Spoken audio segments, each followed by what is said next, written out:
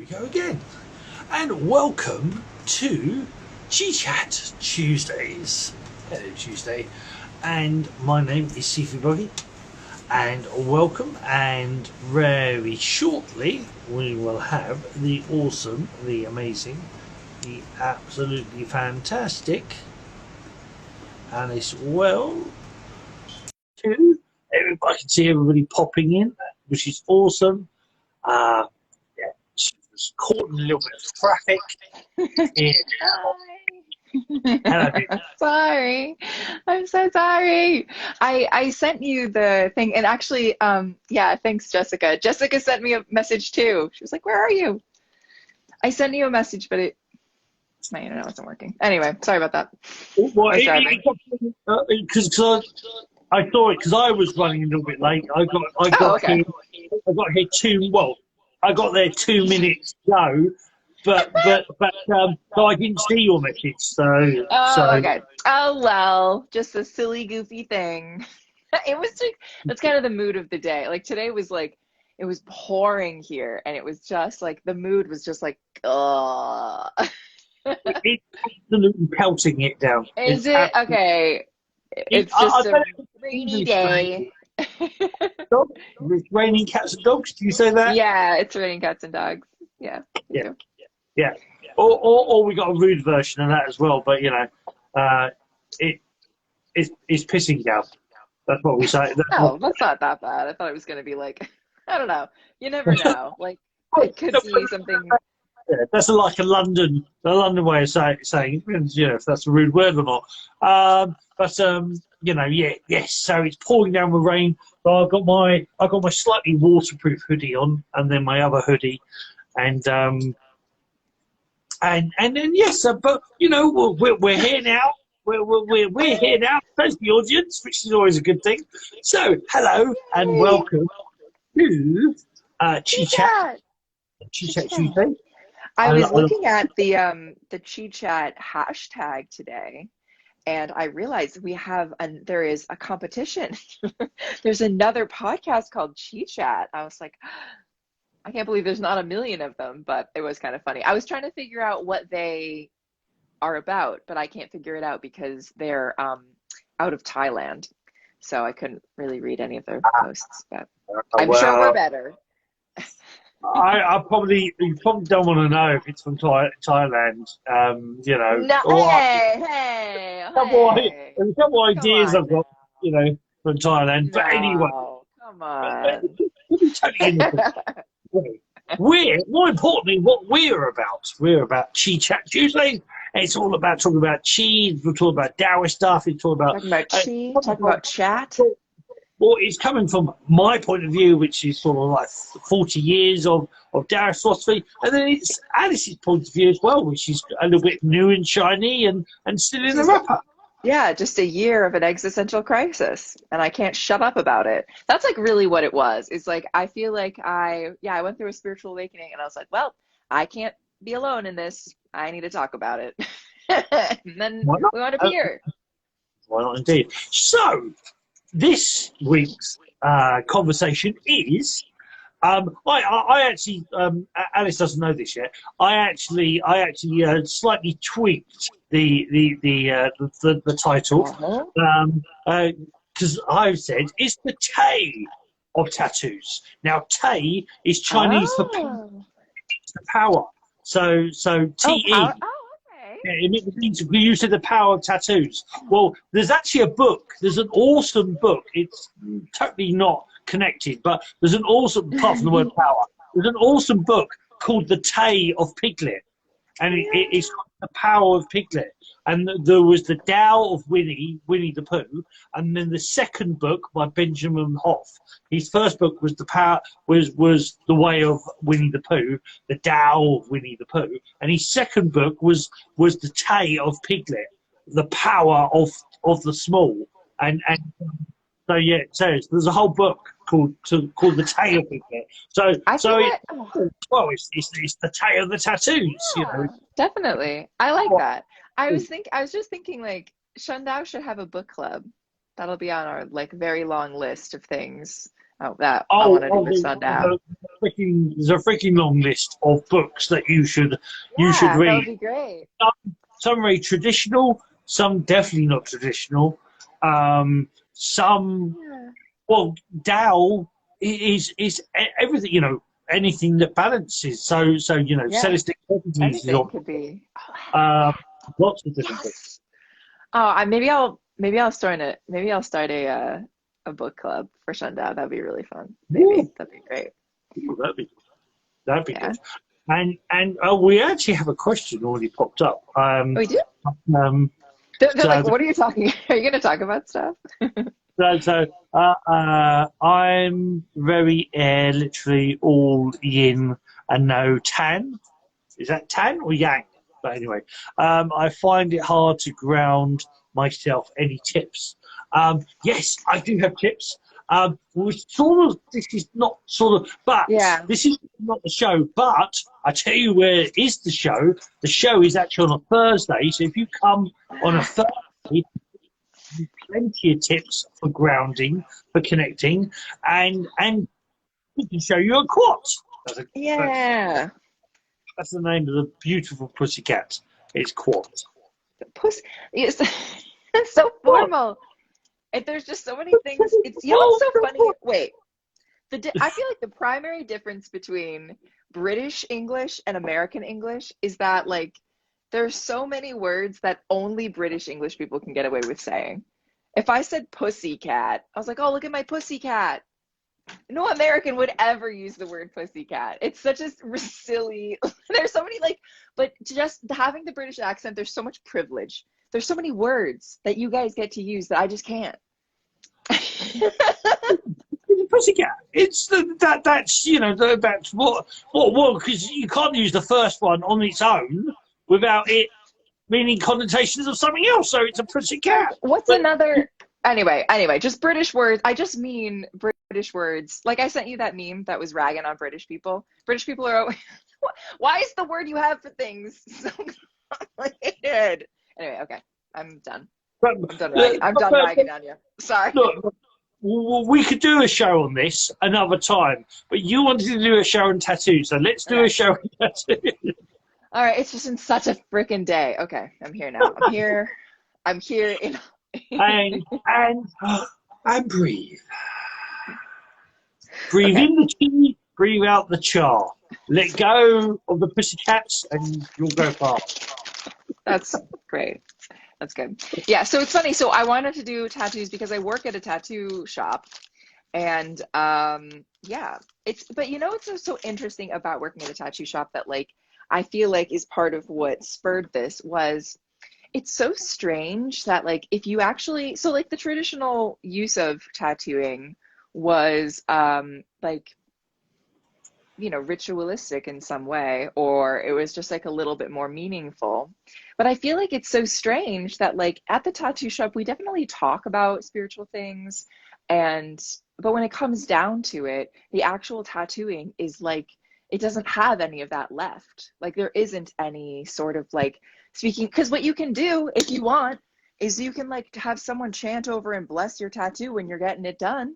And then that will just like, that like really makes it like a talisman on you. Like those are so Or, powerful. I wish more places did that, I guess. or Thailand. You were saying we would mention go to Yeah, you Thailand. were ragging on Thailand, but now Well, yeah, but now we're talking about tattoos. So they'll charge. Well, Buddhists, but we can talk about that in a second. But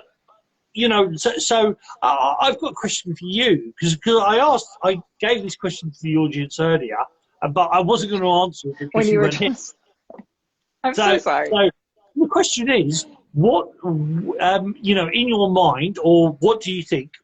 What's the oldest on record? What's the oldest tattoo found? Oh, like what's the number? Oh, I was never good at like fair game. Like guess the number. Guess how many M&Ms are in this jar. I don't know. Well, I Tell can me. give you a clue. A clue. It's Egyptian.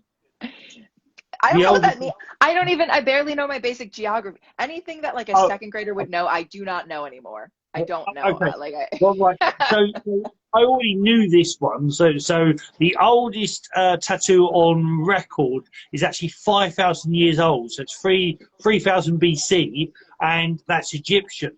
And but Oh, dang. they but they even said there was before that there was little markings. There'll be crosses and signs on people's skin, and in the Chinese, the Taoists, they were actually had people round about 6,000 years old ago that actually had tattoos of the meridians. They actually had like human mannequins or human, well, not dummies, but human Yeah. mannequins, pigs, who would literally have all the meridians tattooed on their whole body. Um, and that was that was but officially the first actual like picture tattoo is around about 5,000 years ago, and that was Egyptian. Now, funny enough, well, when you brought this up, it really made me smile because just last week I saw there was I think this was about 4,000 years ago.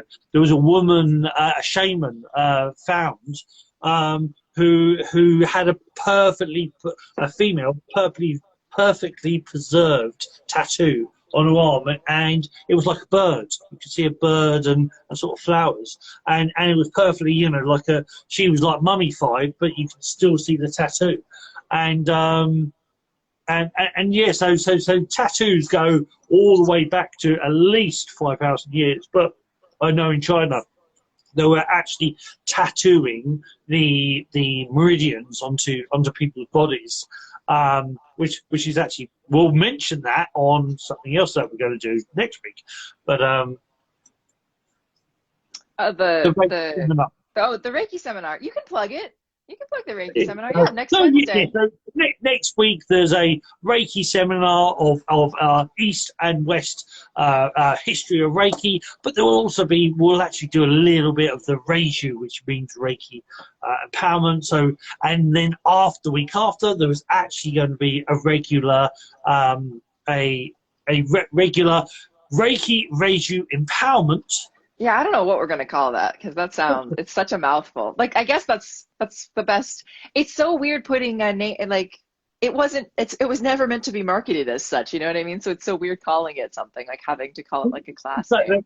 Well, traditionally in the East with Reiki, it was done every single week. It was never a workshop. Yeah. So yeah, it's so weird making it into one. Well, it's always been weird for me. This. Go to a Reiki workshop, and it's like, really? Yeah. I found it, but it was what my teachers encouraged. But well, I mentioned that because actually the tattoos, that the actual meridians, but also, which is what I wanted to sort of imply, is that a lot of the tattooing was actually to enchant or to activate spells into that person, just like in Thailand, Philippines, China and Korea, they would actually cut open your body and implant crystals inside you to energize you, to ward away evil spirits. They did tattoos for the same reason. A lot of the tattoos originally were actually like spell casting, and they were actually to sort of upgrade the human by tattooing. But then it went into markings and everything else. But I'll just add that for now, and then what you got anything to add or? Yeah. Yeah, so let's see. So I think for me, tattooing is so interesting because it feels like I went through a time where my tattoos didn't mean anything. So I do have a lot of tattoos, and I was getting the first one that I got did mean something, and it was like an encounter. I didn't really have many encounters with guides or spirits or anything before like my big ta-da moment, but like I did every once in a while, but they'd be like years apart. And so I got one of those sort of encounters kind of like immortalized, and I got that as a tattoo. But not all of my tattoos like really meant anything. But ever since, so the past like year or so, though, I have gotten a number of tattoos, and I also can't help but feel, and like those have been very meaningful. And there was one in particular that well, I found like the more that you just kind of listen to what your guy, like just do the thing that would be crazy. Like if you have a vision of something, like just get a tattoo of it and see what happens. And that's worked out really well so far, where it feels like it's kind of like you know, like physically in my body, I can't deny that that thing happened to me. It's a little bit like that movie Memento, when he's like, you know, he's an amnesiac and he's trying to figure out what happened to his wife. And he's got all these tattoos all over his body, and every morning he has to remember it again. So, you know, I mean, it's kind of like the original way of reminding yourself, like, God exists. We're playing some sort of weird dream game. I can't remember it now. You just triggered something. You remember there's actually a series of this woman that had the amnesia, and she wakes up and she's got tattoos all over her body, and the tattoos are actually Yeah, I think like, it's kind of a trope that it's a trope I've heard before. And it also was used, that's what I used. Because like a lot of, when you're waking up spiritually, like you can use a lot of these like soft disclosure movies to like help you out. And I found like, you know, that one was really helpful, because there were things that I had tattooed on me that I thought meant nothing that ultimately did mean something, or they were indicative of something, which I thought was actually even more exciting than knowing what I was doing the first time around. So. yeah.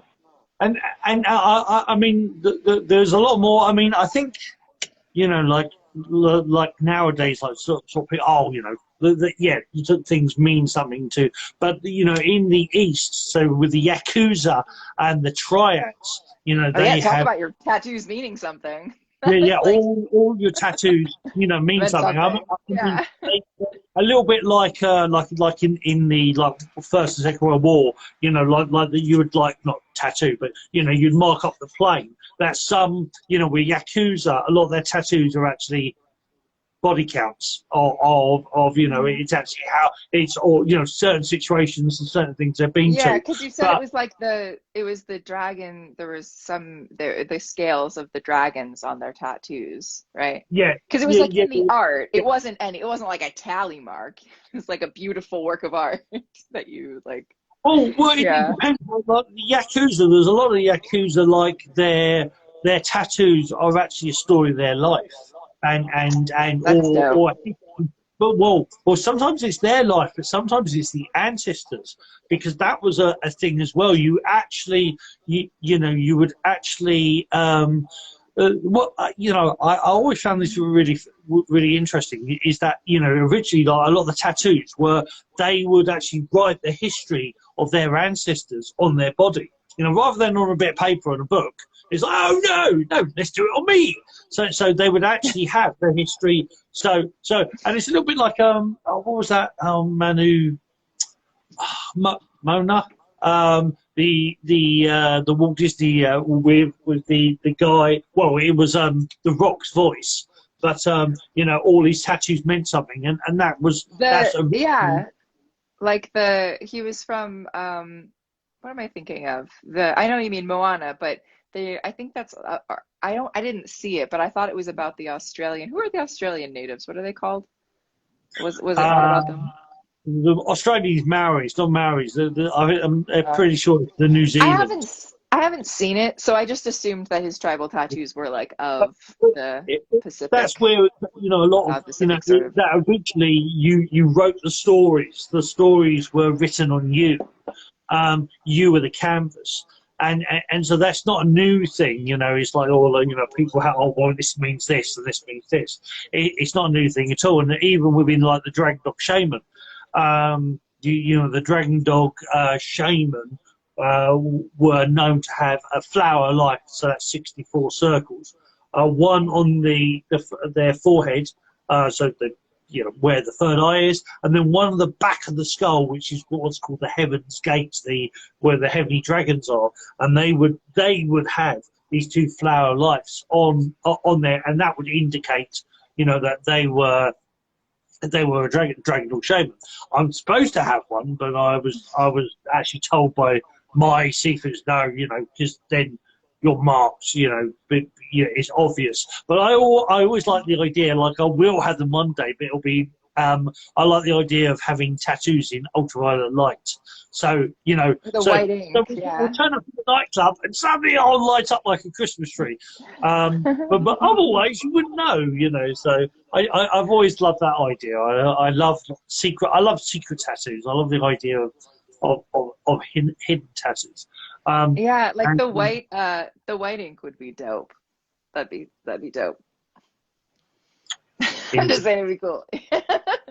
I think if because it seems like I'm also going down the drag, like, because I've been thinking about, obviously this is like slow going and I have the rest of my life to figure it out, but like what type of Taoist I want to be, and obviously I want to be a dragon dog shaman and continue on with that. So I just fully support having head tattoos.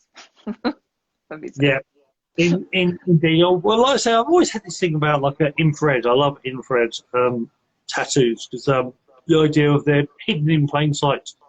And then that that American show, so this woman's got both physical ones or visible ones and invisible ones. But I can't remember what it's called now. But the whole point of the tattoos have a on the human body they have so many different meanings. They were spell casting, they were to ward off the evil spirits, and like what you said of the like even to the point of doing them, you would actually be if you ever get a tattoo done in well, especially like Thailand, but anywhere where you got the monks, especially Buddhist monks, they'll chant. While you're getting that you're getting like a sound bath of energy while you're getting, so the vibrations are actually going through into the tattoos. And there were actually Qigong masters that would do tattoos, or they were Qigong masters who are also acupuncturists, because that's another thing as well, that in the East, an acupuncturist has to be a Qigong master because you're applying Qi. And ironically, the tattoo artists were acupuncturists and Qigong masters. So, so when they did your tattoo, it was literally empowered. It was literally imbued with energy. So we sort of like mentioned about, next week in the Reiki, but they were Reiki. You were literally getting, magic symbols put on you, whatever they were, because of the practitioner themselves were applying it with energy, or applying it in a certain way. And like I said, one of the ones I know, which is at least 6,000 years old, was actually the human the human volunteers that were actually had the meridians all over their body. That they actually had tattooed on them the actual meridians, the energy lines. So you might see the pictures or the posters. You might even see a doll. They do have dolls with the meridian lines on, but they actually originally did it on human bodies. So did it on live people. So that you would actually have all these lines on them and dots. And when I think first of all, they didn't know what it was, didn't understand what the strange that thing was, but it was actually the meridian channels. They were actually tattooing the meridian channels. And there is certain inks they use that will affect the body in a different way, or enhance the energy in a different way as well. So yeah, there's a lot more. It was never just about, it wasn't just, just something to do, or it wasn't just about, something, all pretty colours, doing something pretty. Originally, there was a lot of ceremony in it. There was a lot of, in certain things, and it was about, telling a story through pictures. So I really like that we've come full circle and now people can just get whatever they want on their body, because I think that, like, we can all agree that eventually the pendulum is going to swing into, because everything has meaning, and like is inherently meaningful, than even things that we think that aren't meaningful are. I think that there's probably going to be like more ritual tattooing, and just inevitably people are going to explore that more and more, because it's like, well, what else is there to explore when we've already explored how like you can just like do it for fun. And then, but like there isn't as much focus on the ritual tattooing anymore when there once was only that. So it's kind of like going back and forth all the time. And I think that there will just be this really great sweet spot where the studios and people will have like, yeah, like a mix, the way that I have these tattoos that are like half of them are like they don't really, they're just for fun, but like fun is the meaning, you know, like the whole point is like to have complete ownership over one's body and just be like, yeah, this is just for fun and this makes me happy, and my body being whatever I want it to be and my happiness is the spirituality part of it. Like there's nothing that we can do that isn't spiritual when it comes down to it. I mean, if we're really gonna go crazy with it. So I think though that it's like, although one might prefer, like, you know, I think that you know, when I think of it, I'm like, oh yeah, like in the future, that's what I want. Like that's the type of tattooing that I would like to pursue. It doesn't, I guess what I'm saying is like, it doesn't mean that this type of tattooing that's going on now is any less spiritual. Mic drop. Well, no, What? My little quad just, look at, little I quad mean, has a big, a tattoo of a tattoo artist, and for that artist, it is, you know, it is their, you know, they're putting their heart, their soul into that tattoo. They're creating something that has meaning to them, or at least. well, I mean, not Oh, always. I mean, like, I guess what I'm delicately saying is that, like, a lot of tattoo culture is full of assholes. So it's like, sometimes you can have a tattoo and it's like a traumatic experience because you're getting it done and basically like with like a bunch of bikers around. Or like I've had some tattooing experiences where I'm like, this is awful. This is like one of the most uncomfortable. It's like being somehow at a doctor's office and at a bar. It's just like horrific. Like everyone has had a truly terrible, like if you've got a lot of tattoos, you have some bad tattoo stories. Or like the person's hitting on you the whole time, or you're just like, ah, this is the worst, or like you didn't get the thing that you wanted. So like let's not pretend like every tattoo currently is done by someone who's like, I truly care about the person I'm putting this on. yeah, fair point. That's a fair point. So I'm just being like, I'm sick of that being in my body. Like I'm sick of, because I've like had experiences where I did have a couple of bad ones, but like just like dudes who like, there's this one tattoo artist who was on like Ink Master, so he thought he was like really the whatever, and he did it's a beautiful tattoo. It was done really fast, but like he hadn't, it was just like a terrible experience. And I kept thinking the whole time, like this is like vibration is in my body now of this just like jerk. Maybe you can change vibration. I mean, yeah, like obviously it's a part of me now. It's not like it's not, but that's the thing is like we have to accept that there are these paradoxes that like, yes, you can put like loving energy into your tattoos and stuff, but also, yes, if you have a bad experience or someone marks you, because like, not to mention the fact that like tattooing does have a reputation as branding. So it's like, but it's still a part of you. You can alchemize that. It can be a metaphor for essentially like if someone else puts marks on you or like you go through something which marks you, you are still you and you can still get through that and make it your own meaning. So there's that too. Well, yeah, because you could say, I mean, or maybe that this is just me thinking too deeply, but you know, is that you know, anything in life, you know, you can have the, go, do something the first time, or you know, go somewhere and you know it'd be a negative experience, and you could, oh, I'm never going to I'm not going to go to a pub again because that was so, you know, I saw somebody get bottled and somebody else got stabbed. You can see, everything can be, everything can be good or bad. That's the whole point. And I mean, yeah, I maybe romanticize tattoos to a degree. I see it as a meaningful thing. But yeah, anything can be not meaningful. Anything can be, but then anything can be sacred. And I feel you can flip it around. You can make things sacred. Like if it's a divorce. Yeah. What? Like how, because there are these TV shows that are like cover-up shows, and it's about, okay, I don't know where I thought this was going. Are you going to sit down? Okay. All right, there we go. Oh, no.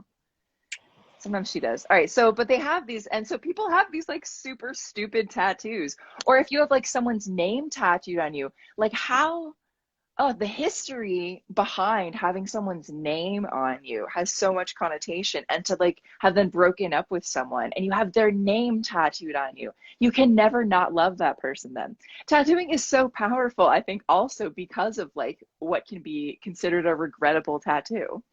Because you're like, yeah, man, there are some indelible mistakes we make, and we just have to look at them. I suppose in that way, when you think of it like that, it is that's the one thing with like tattoos are very hard to remove. So therefore, you're immortalizing, Yeah, that moment in your life. having people's names on there. Is that a wise thing? Is that wise? I mean, at least have it in code or something. Then, but I don't know. But I also feel like I love the chaos of that. Whatever, like do it. I don't know. I would never, I feel like though, like talking about the, like the fact that it is a big deal to have someone's name on you forever. Oh my God. And like the vibration of carrying that everywhere you go, or like, yeah, or like a tattoo that gets messed up or something. Like, what does that mean? And when people get interviewed in these shows where they have these botched tattoos, like it hurts their self-esteem to have that. Or they'll have like a face tattoo, then they regret doing that. Or there's like something that's like, or even these people who used to be in gangs and they're not in the gang anymore, but they have these like symbols of hatred all over them, and it's constantly reminding them of who they used to be. They can't not look at that person. Oh my God. Like tattooing can go in so many different directions. And like, yeah, I really like talking about all of it all together though, because like it really spans the full spiritual spectrum, because that is a spiritual experience to have been filled with hate your whole, and have all these tattoos just to find belonging. Oh, and it's just, and then like leaving it and having to go through that whole thing. Dang. Although I have heard there was some company that did like tattoo removal and they were doing it for free for those people. Cause like imagine that, yeah, like having to stay in that body and really deal with the consequences of who you used to be. I don't know. It's just, Yeah. that's intense. Those people are intense. You imagine like turning your whole life around like that. That just came to me. I didn't think of any of this before. I'm just winging it. I don't know. But I hadn't thought of that before. That's why I'm so excited. I'm like, oh my God, wait a minute. That never occurred to me. Yeah, and it goes up to like interesting stuff. Because like to me, when you have a tattoo, there is a vibration, there's an energy in Yeah. that, Yeah. and and like you said about the whole branding thing, you're branding with that energy, you're marking with that energy. I mean, I know, let's say the whole Yakuza, everyone is a certain thing. So, and there's a lot of history behind each one of those tattoos. And when you see that tattoo on that person, they've been through this or done this and the other. Yeah. And yeah, it's very, very like and because one of my best mate, Nomad, he's got tattoos, but they're all his kids. His kids and fish. He loves fish and his kids. So he's And got his name is Nomad is a simple man. He loves his kids. He loves fish. and fish. He loves Yeah. tattoos. Yeah. Nomad. Well, and now he used to be a chef, and now he runs a carp. He runs hooks on carp. There's a quick plug for carp is a fish for anybody who doesn't know. But yeah, He's just a fisherman. he's got his kids' names on them, and I'm then so glad that this man named Nomad gets to fish all day. a different fish with his kid's name around it as well. So, I mean, that's an angel. Well, in East, the fish is a symbolization for the flowing of energy and water, and which fish is also in Christianity as well. So it's an interesting thing. Pisces. Yeah. So Yeah. A lot of people do I feel like even when people come to the shop, plug to Phoenix Tattoo and Wellness, where I work in Rhode Island. But when people come to the shop, even if their tattoo is not like, even if the actual transaction itself, like there isn't the acknowledgement of like, this is a spiritual experience we're both about to have together. And there's like rock music playing and there's like fluorescent lights and like you don't think that it's a traditional environment. usually the things that people are getting, like it's almost like unspoken how much this means to them. Because like once it's inside you, then it's final, then it's real. You can't, like, it's clothing that you can't take off. You are this person with this tattoo. And I mean, again, maybe I'm, I don't know if the romanticizing is the right word, but, you know, I know you could say, oh, well, there's people it's totally not, but there's also that sort of like an interesting sort of bond that the person marking, Yeah. there's the mark and there's the marked, is that in a way there's sort of like or at least I know within the ancient culture there was, it was almost like a rite of passage. The person marking you was bonding with you. You two were connecting. I know nowadays it's like some bloke put a tattoo on you. In essence, in Like some in ways. someone's But dorm room, yeah. These yeah, kids are doing. traditionally there was far more of a ritual about it. There was far more of a connection that you were receiving, it was this master, or that, like I said, the other thing is that, well, at least in the East, the tattoo artists were also acupuncturists and also Qigong masters. So it was, like I say, you're not just receiving a tattoo, you're receiving something that's got energy in it, and that person, each, like an artist, each tattoo, in China, they had slightly different styles and slightly different, ways of, creating that artwork. So you could have the same sort of image, but from three different artists, three different tattoo artists.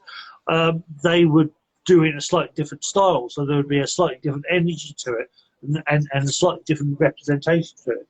So I've always, like I said, or at least for me, there's always been this fascination and this interest, in that. I mean, though, like I said, I don't actually have. I mean, the nearest I've ever got is I've had some Hana tattoos over the years, and I'm sure you'll get some because I love them. I'm gonna get them for the rest of my life, so I'm sure that I'll be able to convince you at some point. Yeah, I think they're fun. And once you start, then I think that there really is like such a powerful, like you're also kind of showing to yourself the power of transmutation a little bit, where you're like, don't forget, you can physically change how you look like. Again, yeah, it's like clothing you can't put. When people have like full sleeves or they have like their neck tattooed, that's really taking the presentation of your life. I think tattoos are also fashion, and fashion is always a statement, one, of the time, because there are like these tattoos that are fashionable right now. But it's also like always, fashion has always been a symbol of rebellion and of independence and like authenticity as well. And so tattoos really follow along with that too, because like you can't just take them off. They're like a part of your outfit. well, yeah, that's the thing, isn't it? It is. Well, and we've sort of already discussed this, that you want a tattoo that you really want or love, because if you don't, you're marked. But that marking is on you for a long But time. here's the thing. I think that to quell anyone's fears who has like some sort of, I love getting tattoos, and I don't really fear the getting them, and I'm not afraid I'm going to think they're stupid. And here's why. I have my sternum tattooed, and I got it tattooed at a convention, the first tattoo convention I ever went to, and I got it done like completely spur of the moment. It's a huge bat. It's beautiful. The bat is, I think, like a very special spirit to me that I see and I find comfort in, kind of a guide to me. So I love this tattoo, right? But when I got it super spur of the moment, and I paid like $50 for it because it was the end of the night, and the guy hadn't tattooed anything all day, and he saw me like loving it, and he was like, what do you have in your pocket? I'll just do it for that much. So it was this really crazy experience, because I was also like, had my shirt up in front of like a crowd of people who were watching me get tattooed.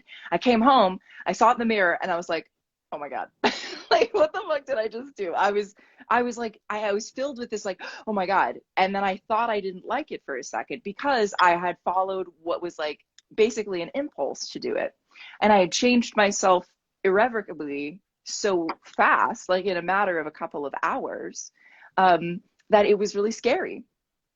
But the thing is, it just becomes a part of you. You literally don't even notice it. Like after you get a tattoo, and even if it's the craziest thing in the world, your brain just forgets. It's like if you're burning a scented candle all the time, you'll forget you're doing it. Like don't worry, don't worry. And I do love it. And ultimately, I think that that's the part that scares us, and that's the part that we feel frightened by. It's not really regret. It's just like, oh my God, I didn't realize I have so much power over myself. And we're really not used to that. And that's like a little sliver of it. And we're like, I could do anything? Oh no. Yeah, I mean, like I say, not that I would necessarily do it, but I'm also fascinated. You were saying about the doc or the shows that there are, but I love the shows that where people have obviously did piercings as well, but they create, they turn themselves into a cat or they turn themselves into a lizard. Yeah, I hope you don't do that. Please don't do that. What do you know? Ew. Like like all respect. Like, was that crazy, which I'm not. I'd be a dragon dog, I'd come home all tattooed up as a dragon dog, but it's not going to happen. Hard pass. Although, like all respect, although I know exactly what you're talking about, though, because when you see someone who has taken complete control over their life, they have made their own authenticity their top priority. They've spent all of their money into it, and you know how painful that was. That is powerful. Meeting someone like that is like, holy crap, you are all about it. You are all in. Like, it is all or nothing. We're alive. I've definitely a lot of respect for people, like who go that, I say, it's not that extreme. There's a very slight crazy side of me that would go, yeah. But fortunately, it's mainly under lock and key. Yeah. Most of the. Well, that's consistent, because it's not just one moment of like, wouldn't this be crazy? It's like diligent, thought out. You plan the rest of your life around that. Like there's this one guy who's he's got like horns and he's all blue and he's got like blue puzzle pieces. That dude he can only be himself. He can only be himself.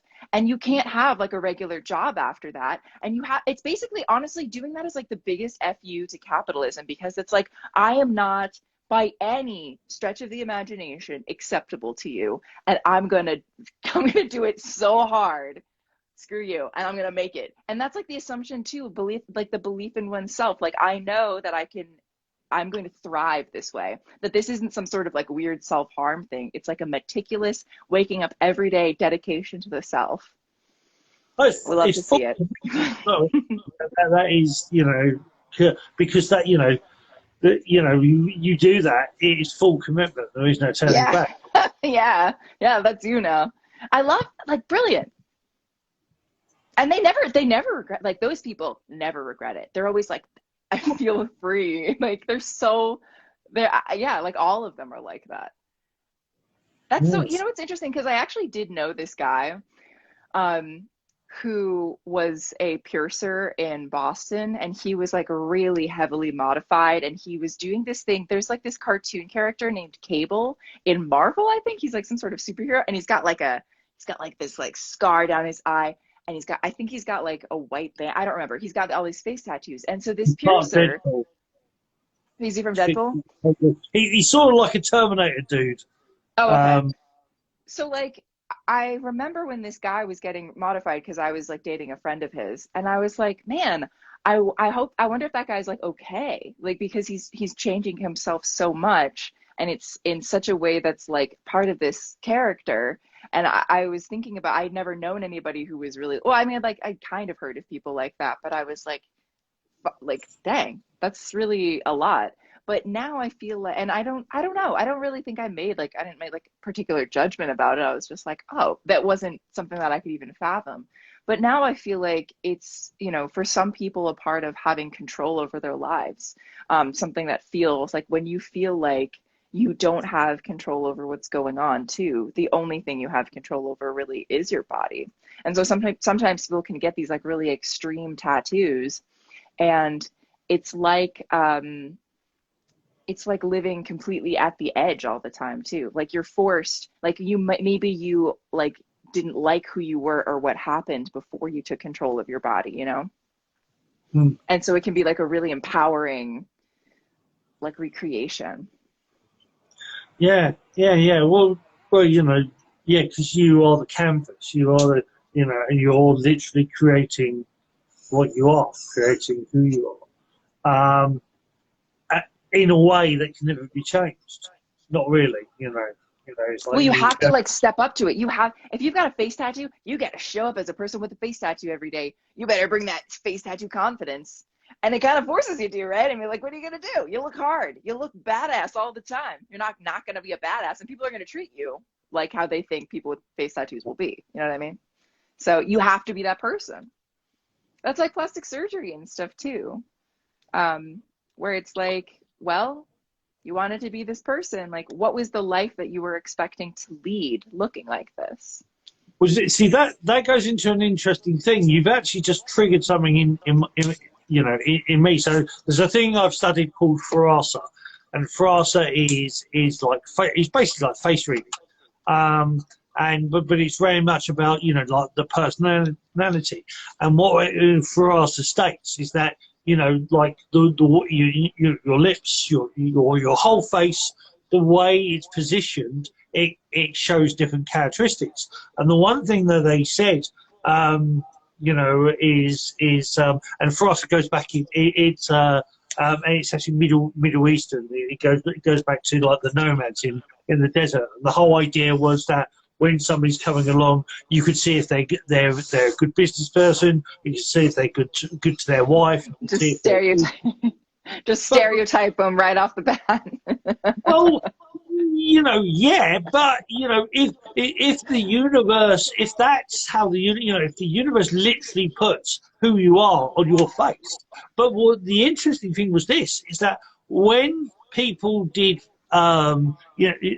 actually change their face, they actually changed their personality. Their personality Mm. actually adapted to the face, which so when people change their lips, the nose, whatever, it actually changed their whole personality.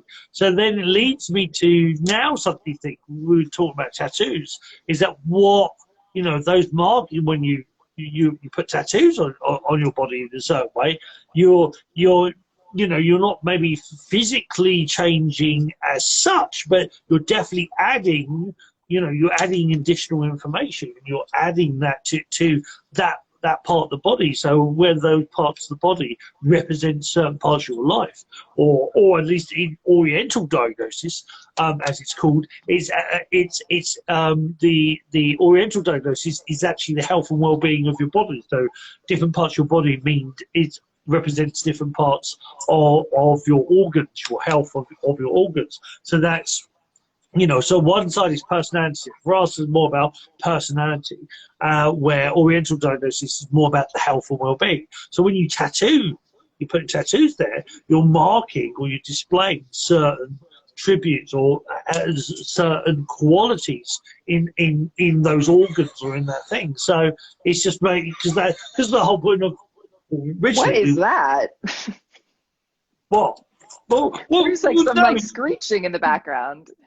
Is that the Oh, dog? it's Davey's creating art. He's doing his art in the back. In Oh, the back. it's art. It's just art. It's just art. It's just the sounds of art happening.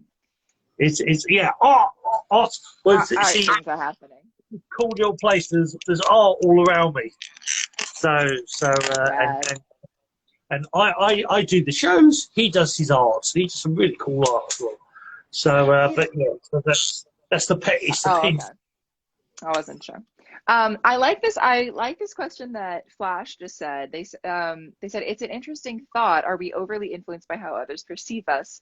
And what I was thinking, like sort of tangentially, is that I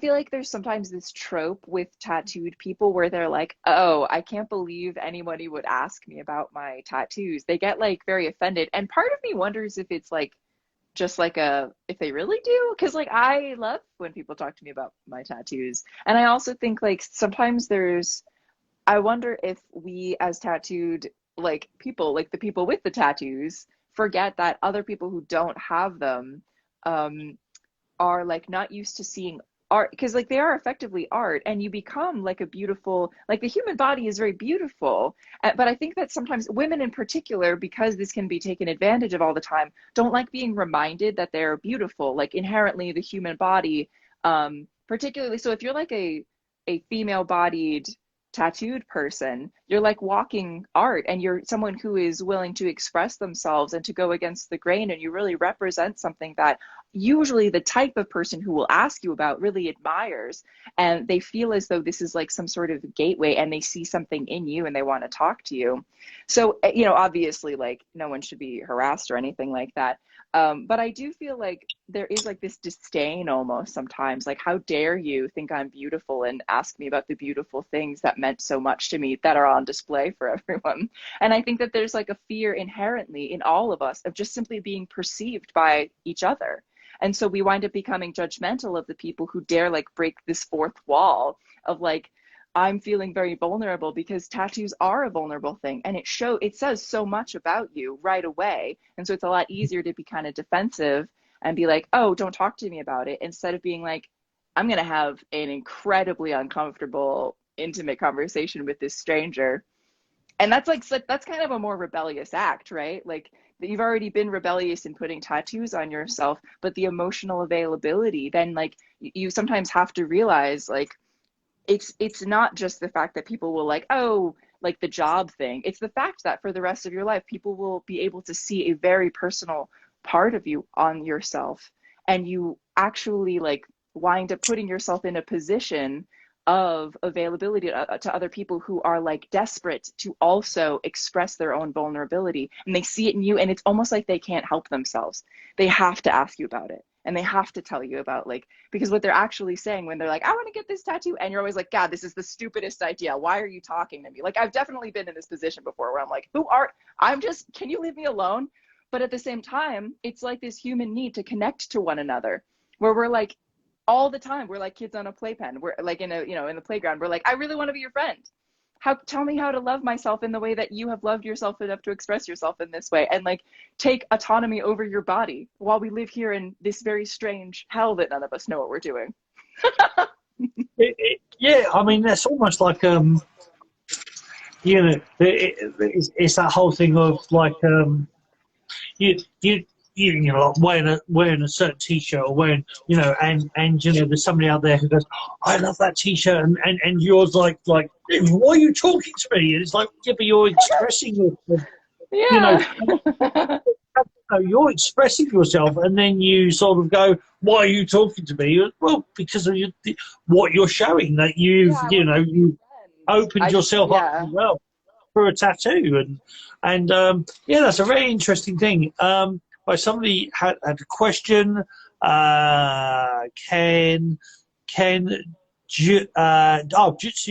I think it's Jutsu sparring, and he puts what do you think about people who do it for makeup reasons, like eyebrows? That's for hot people. Exclusively hot, amazing people do that. I love that shit. I love it. I think that's a fantastic idea. I like the idea of doing the eyebrows, because like I feel like I'm sick of doing my eyebrows every day. Screw that. I want to tattoo them on. So, or well, you go back to like Egyptian times, they would actually put like the eye, to actually, do the third eye, or Yeah, that's dope. Hell yeah, I that love sort of that. stuff. It is like literally like those sort of Well, we're going back to that idea of activation. You're activating certain things, and that was yeah, I find that very like interesting. I mean, the like certain things like the eyebrows. Well, it's your body. It's your body. You do what. It's not for me.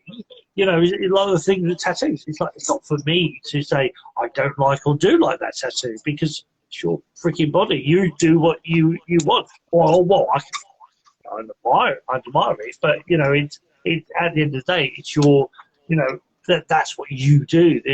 That's the whole point.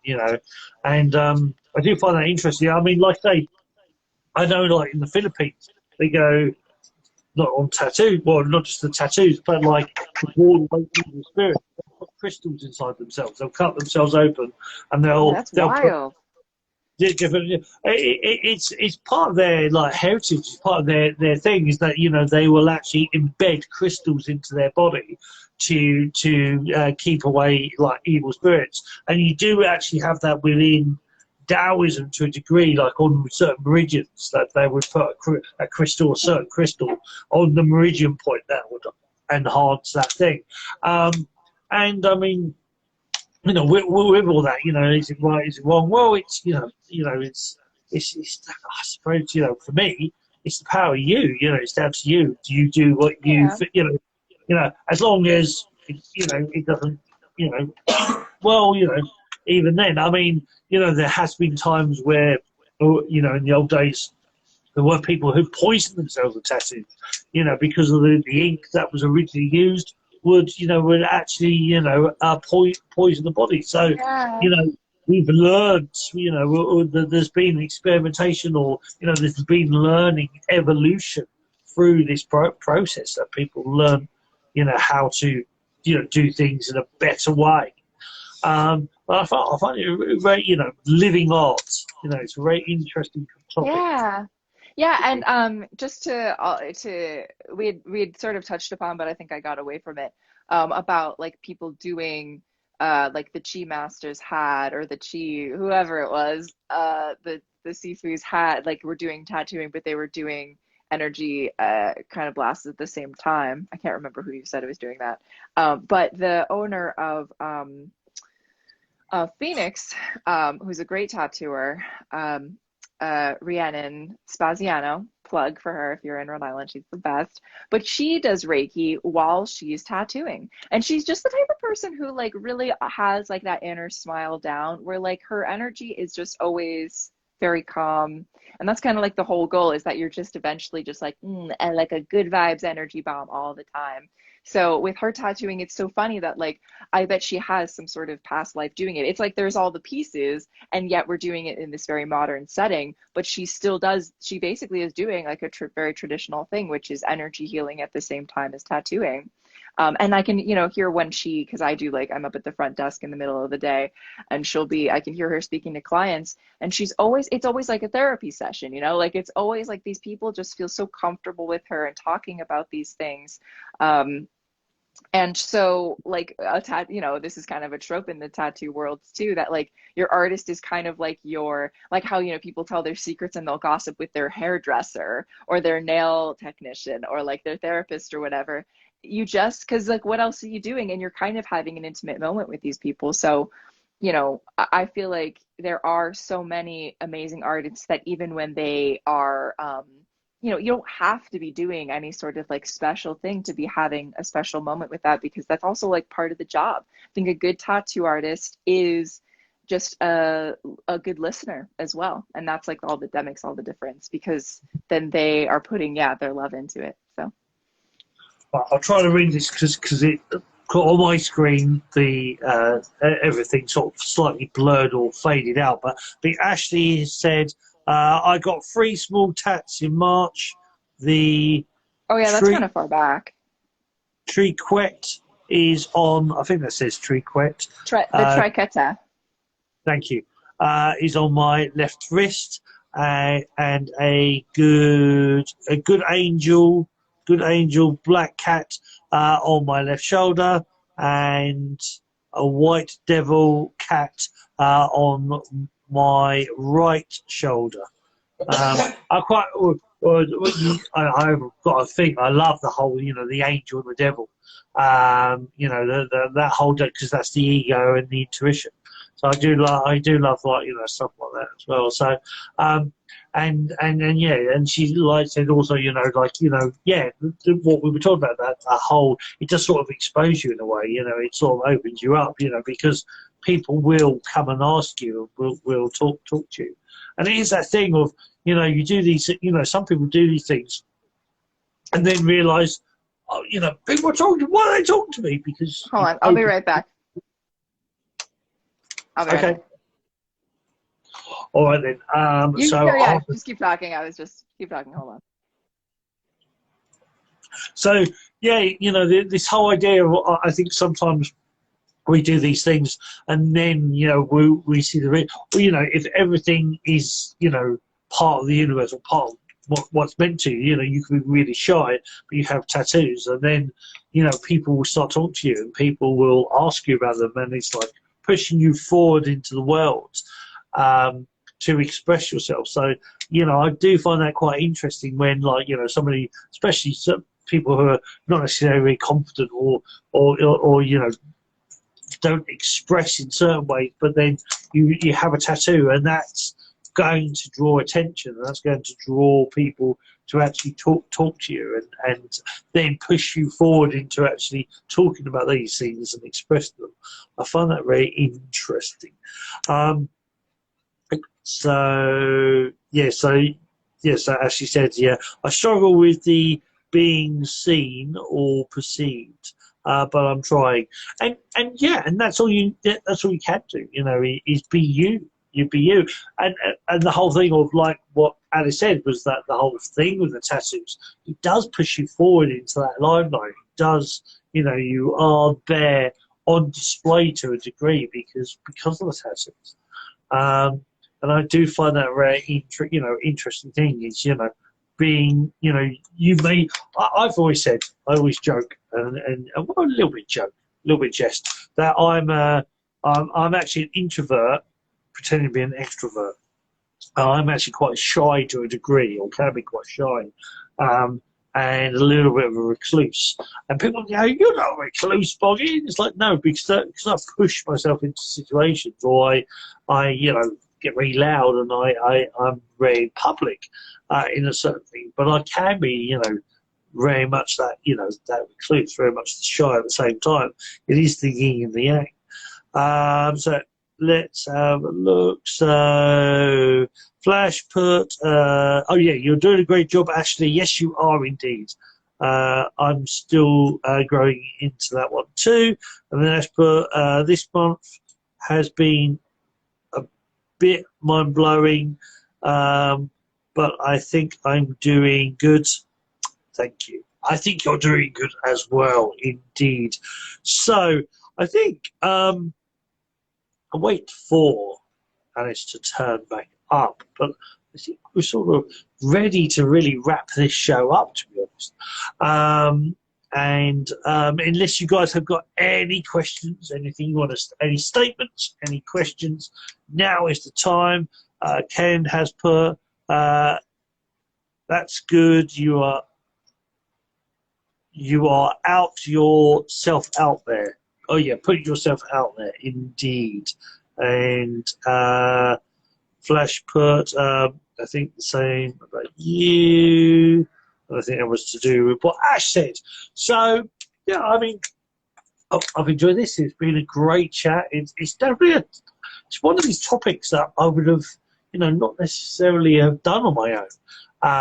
So it's great. You know, Alice is great at adding new, you know, putting up new things, and like I say, yeah, I know a little bit of information, but no, I've really quite enjoyed this, Alice.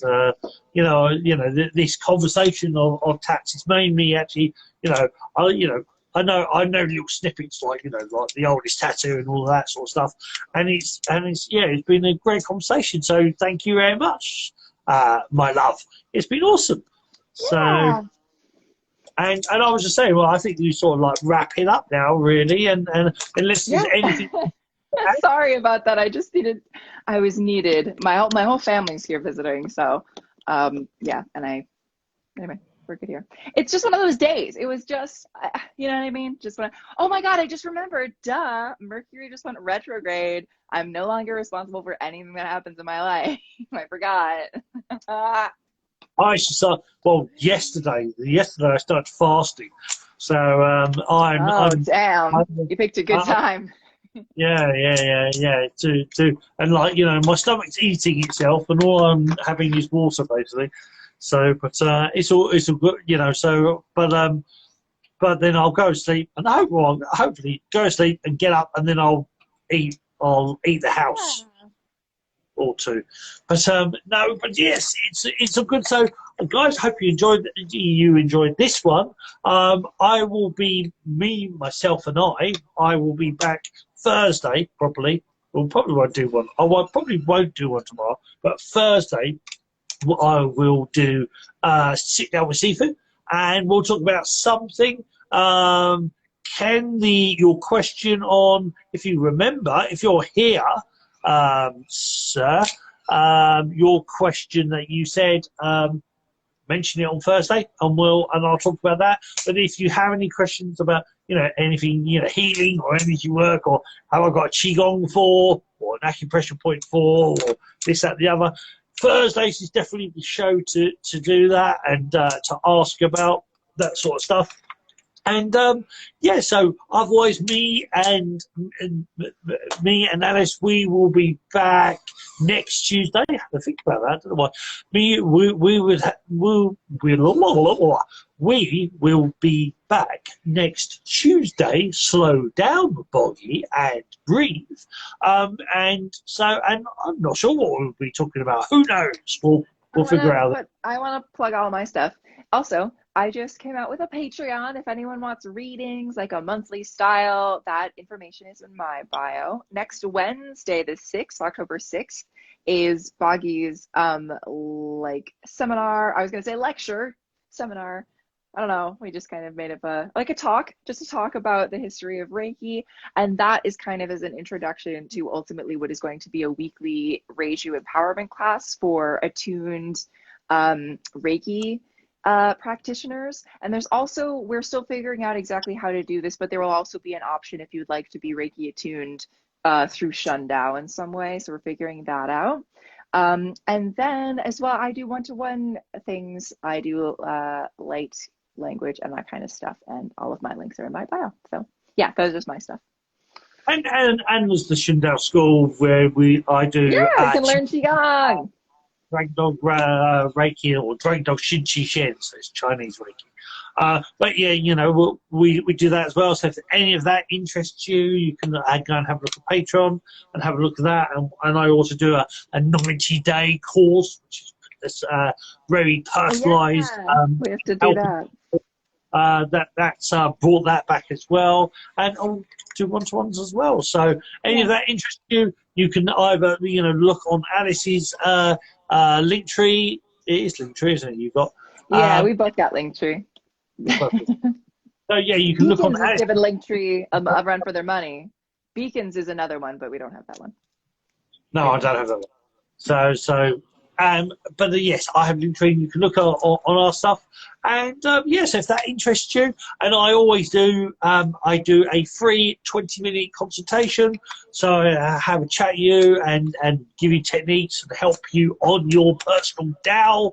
That's always available. So have a look on my Linktree for that as well. That's always there. And this Thursday is the 300th show for the Way of Conscious Mindfulness. Yay, congratulations! Congratulations, that's fun. Well, Brendan will be on there, but I mean, if you're about, you could be on that one as well. Okay. It will be here on Instagram Live, and so that means you can have 4 people at a time on the screen. Shy. Yeah. I'm shy doing the group ones. I don't know why. I've recently been so because Brendan does so many. This is like a plug for Paradigm Shift too. Obviously, Paradigm Shift does a bunch of really amazing group podcasts and stuff. And I don't know. I hit a social anxiety wall with my stuff a couple months ago, where I've just been I can't do group stuff now. I don't know what's going on with me. We're working through it. But yeah, that's on Thursday. About we'll be doing the 300th show because we started in 2016, I think it was. Wow. And it was actually inspired by Brendan. It was inspired by originally he did Paradigm Shift Radio, and it was inspired by that, and that's why I started. So so that's on Thursday, and then also it won't be on Instagram, it will be on YouTube. Is my show that I've done with Facebook for quite a few years with Denise Chadwick, and it's called Light Code Discussions. Okay. We do light language, and I call it light code because it's not just the talking, but it's the energy work and moving as well. And that will be on Thursday too. So that's it, really. That's it for us telling our stuff. So see you later. Love you all. Take care. Bye for now. Love, Chi, and Shen from the beautiful, amazing, absolutely fantastic Allis. Well, and also myself, Sifu Boggie. That's it. Bye-bye. Toodaloo. Au revoir. Auf Wiedersehen. Das Vidania. And anything else that means goodbye. Bye-bye. Bye. Bye.